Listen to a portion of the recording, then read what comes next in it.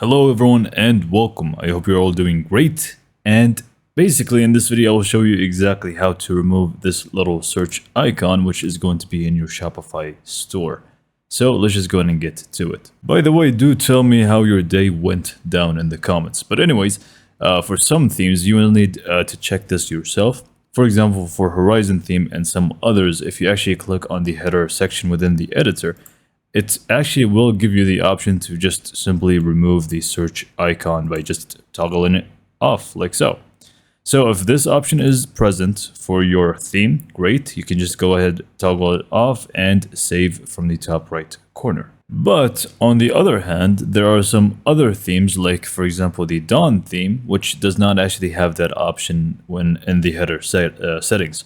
So instead, what you want to do if you don't have that option is just go to your online store. Make sure you select the theme that doesn't have the option.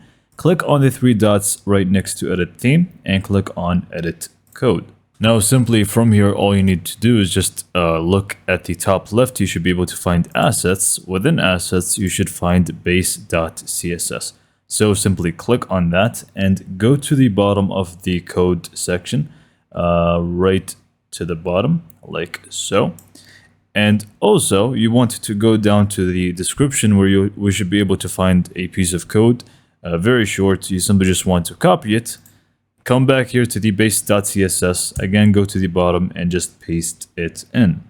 So once you paste it in, you click on save from the top right corner, and now basically this is it. This is all you need to do.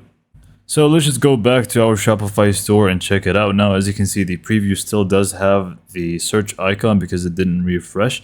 But if we just open up the preview, it should be gone right away and you won't be able to actually access it at this point. So this is basically how to do it. So if you found this video to be useful and helpful, be sure to support me with a subscribe down below and a like. I would appreciate that very much, and thank you for watching.